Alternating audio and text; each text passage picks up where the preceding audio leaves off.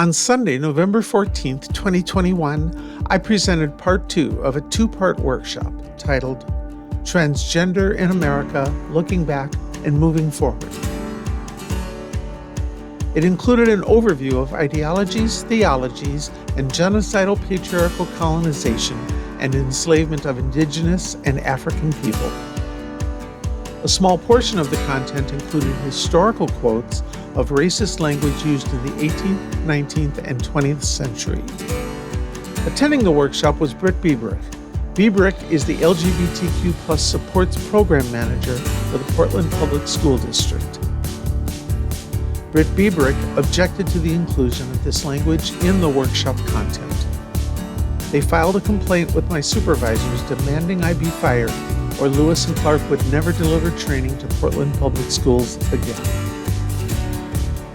PPS blacklisted transacted until at least June 30th, 2024, when I retired from Lewis and Clark.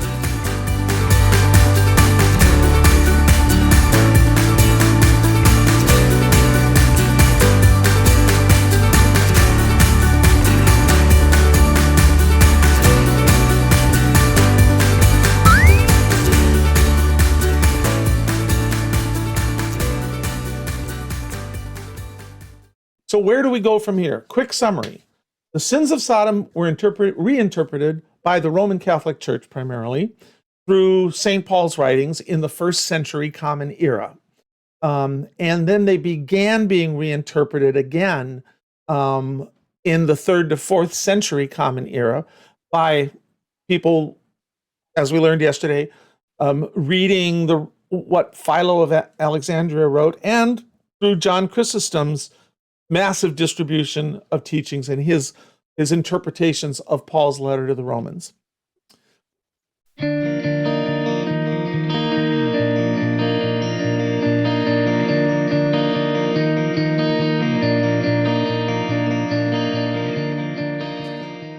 So Two-Spirit is a modern name. It was adopted in 1989 at a council of many, many different tribes that wanted to talk about Two-Spirit experiences. And the Two-Spirit, the name Two-Spirit and the tribal tradition, the Native American tradition, does not really make sense unless it's contextualized within a Native American framework. And the reason I say that is because there are some LGBTQ plus people that like the idea of the term Two-Spirit and like what it stands for and have used it interchangeably with trans, even though they are not of Native American heritage and their culture was not a Two-Spirit culture. And so many, many Native American, Indigenous Two-Spirit people will say, please don't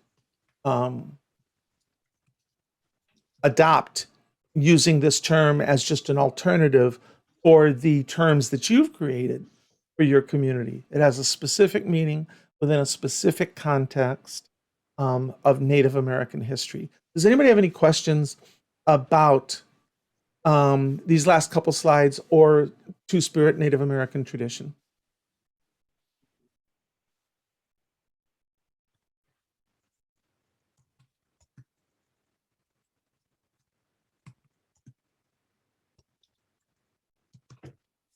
Okay.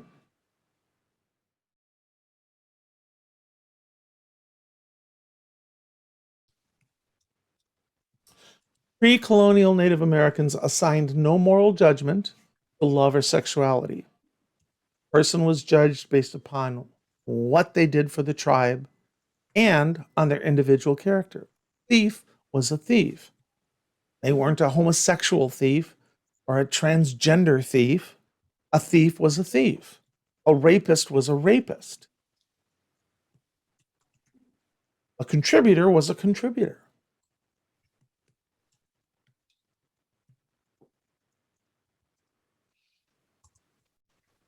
And yet, there are people today that say, well, but that was before they got the right religion. They were savages. They didn't know the more productive way to be, which was narrowing down and eliminating all these options.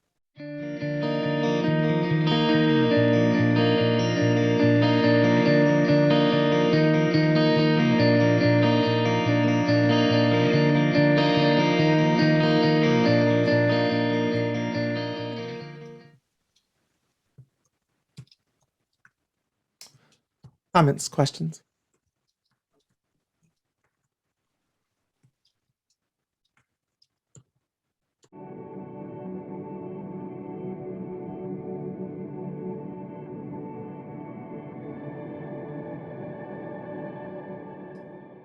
So again, let's flash back to Thomas Aquinas, right? The four laws, right? And then kind of the final two, natural law, and then civil law or government law. So how did this now start to morph into actual civil law?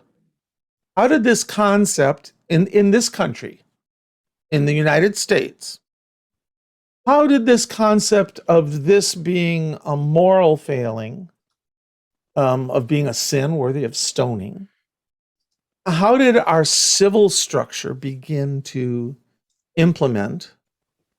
And Britt, you're absolutely right. Coca-colored people will not stop racism or bigotry, at least not in the foreseeable millennia. No, you're right.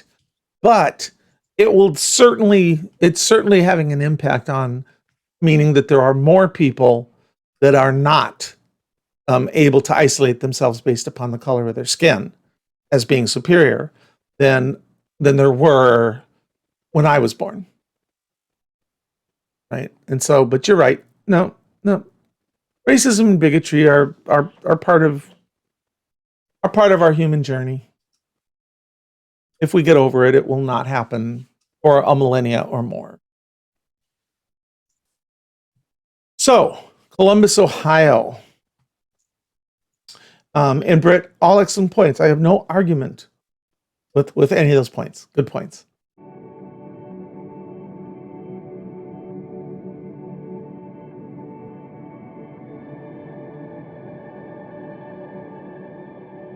People began turning on her, and the media began turning on her and creating and inventing their own separate narrative.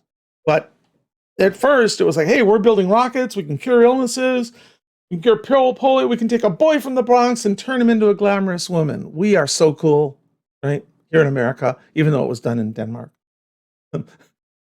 We're so cool here in America because we're the ones talking about it the most. The public believed that the miracle of science had converted Christine into a woman, including the things I mentioned.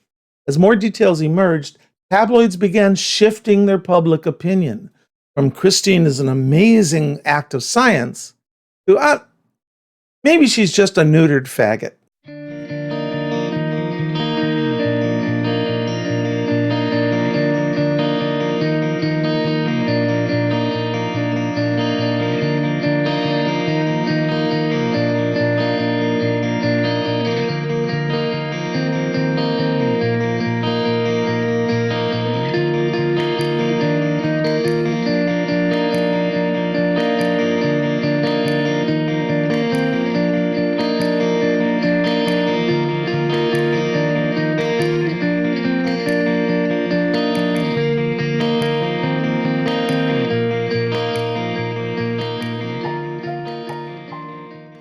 And that was the narrative that began being reframed about trans people.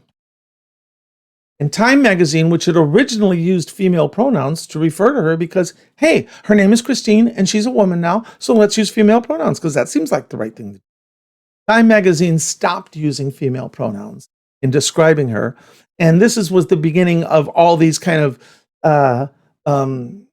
serpentine, I'll use myself as an example. Jenn Burleton, the program director at Transactive Gender Project, who was born a man, actually that would have been very painful for my mother if who was born a baby male child. I mean, my mom would have totally never forgiven.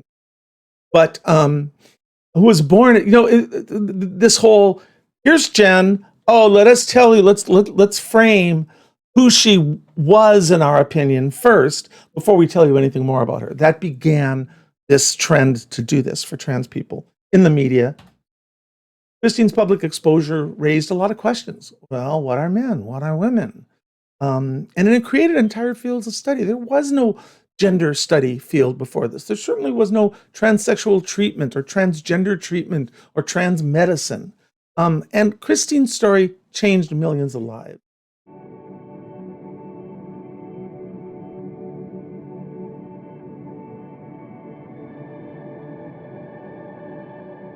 Cool. A story came out about a 26-year-old shake dancer, so that's an exotic dancer, and professional female impersonator who had announced plans to go to Europe in August to have the same operation that Christine Jorgensen had had, because she was in love with a U.S. Army sergeant and wanted to get married. Her name was Carlette Brown Angeli, and if her plans were realized, this is from the Jet story, he will become the first Negro transvestite in history to transform his sex. Well, they didn't even know. They may have been talking specifically about surgery, but they certainly weren't talking about Lucy Hicks Anderson, right? Because Lucy Hicks had sort of had a whole other story prior to this. But at the time, after Christine's story broke, there was so much demand for other people that were like, I'm like her, I want to have this procedure done, that Denmark had changed their laws to say that only Danish citizens could receive the surgery. And at that time, that was the only place that it was being done. But her story deserves to be known. And this was happening at about exactly the same time as the Christine Jorgensen story was breaking. And so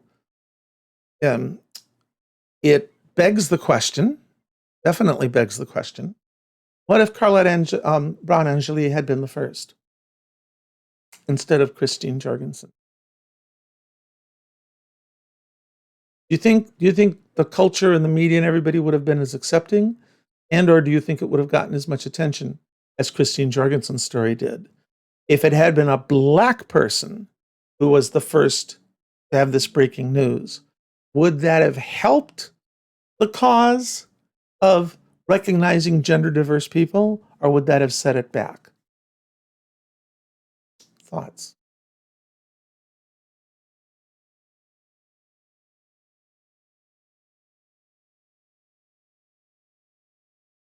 Pretty much a rhetorical question. We all know that because of racism, because of intersecting oppressions and hate, there's a reason why this story was buried in one of the back pages of the tiny Jet magazine, and Christine Jorgensen was on TVs and newsreels and the headlines all over the world. Because she was white, she was pretty, she was privileged. And that's who the world, certainly the Western world, America, wanted to read about.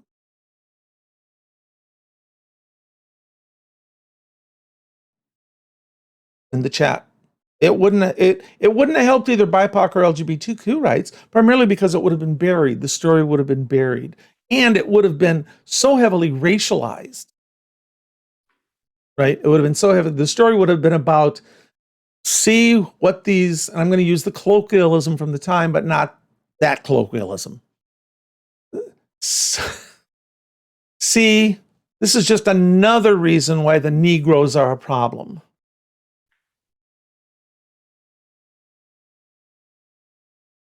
Give fair time. About a year or so later, after that, Jet magazine, once again, thank you, Jet, broke a story about a Black trans man named James Harris, who was born in 1924. We don't know when he passed. And here's what the Jet story said. Mississippi woman poses as a man for 8 years. When Kosciuszko, Mississippi police arrested Husky James McHarris for driving a car with improper lights, they made an astonishing discovery. James McHarris was really 30-year-old Annie Lee Grant, a 175-pound woman who had been posing as a man for 8 years, doing heavy-duty male work as a garage mechanic. Explained Miss Grant, I posed as a man to earn more money.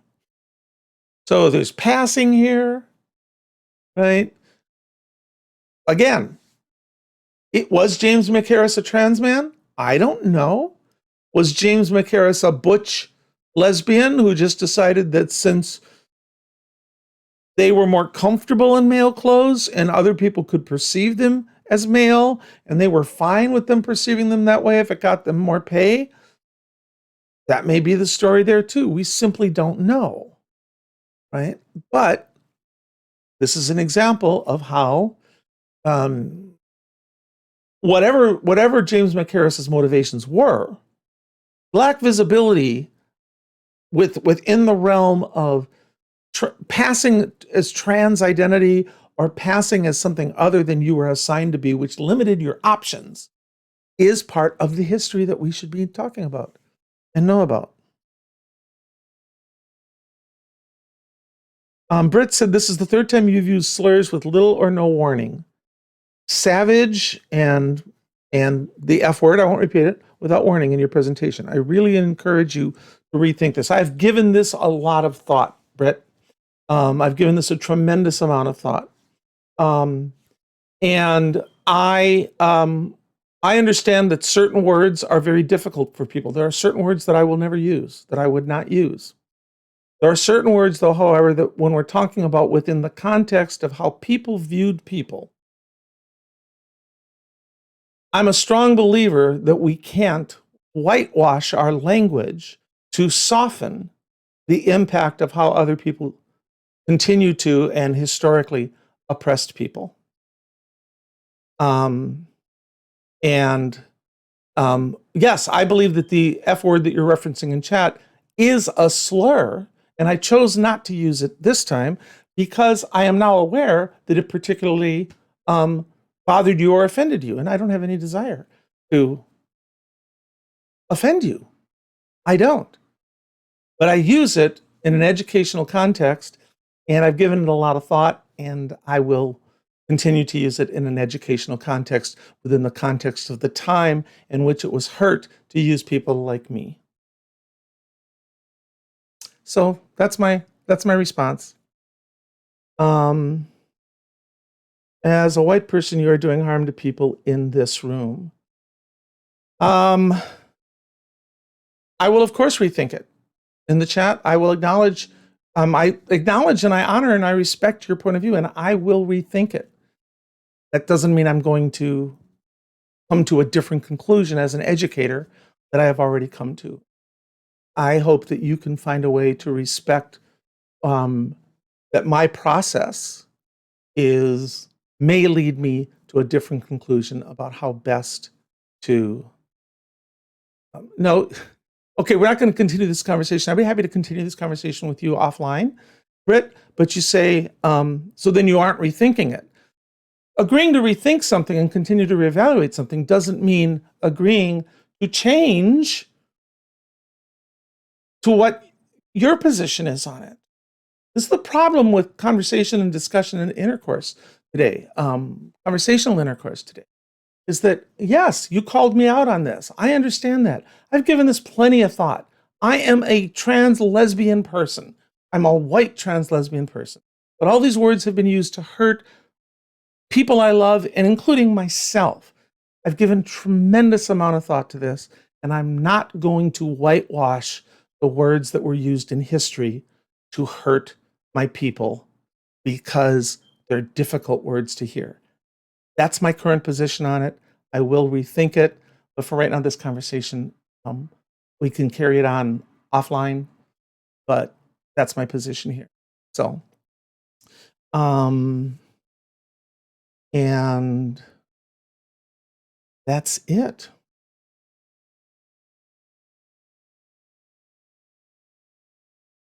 But thank you so much.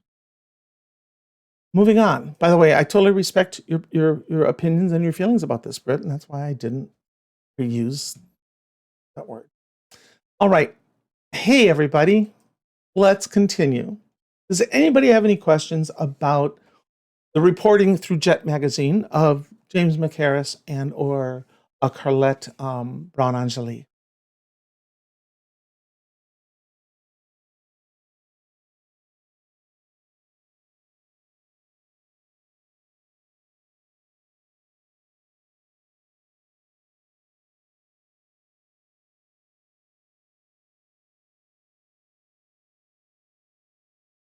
And it's that easy. Take away all the lies. Take away all the posturing.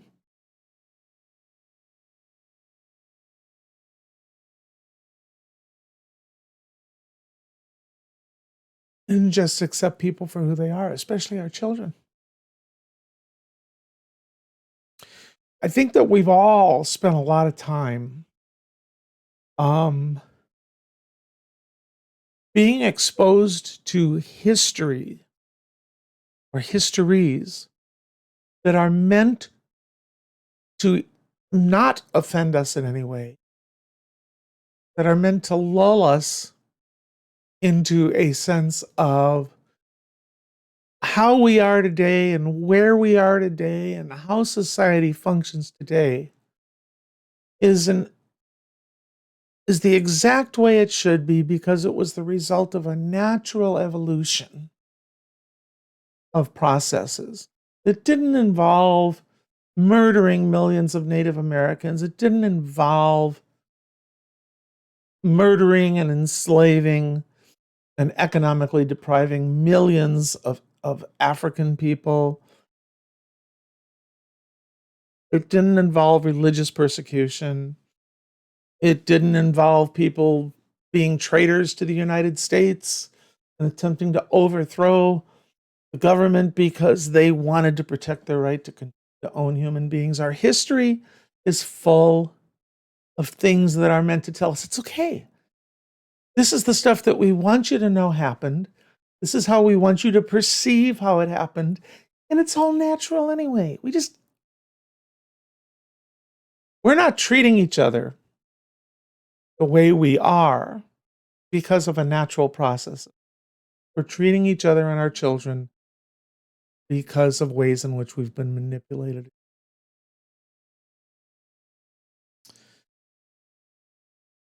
This should be a personal journey for all. And I thank you all for taking that journey. It's a tough journey. And you will be sent a follow-up feedback form. We welcome all your feedback. We learn from it. And we hope that we can stay engaged in ongoing conversation as we all examine how we've been impacted. Sorry about this, but it's real. Okay, does anybody have any questions or comments they'd like to make? I know that we're way over, so a lot of you are like, oh, hell no, I need out of here. But I don't want to shut you down. If anybody has anything they want to say, please do.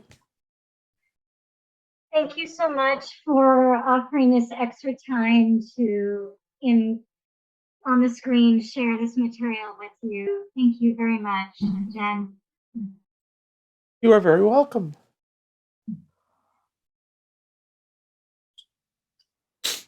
Thank you, Jen, for giving us your heart, your wisdom, your creativity, and your sense of possibility for all of us. Thank you. You're welcome. And it wasn't just facts, all the facts that you presented, all the religious history and everything, that's accessible. There's something about the way you presented it all that absolutely hit me to the core. And I just, I can't tell you how grateful I am.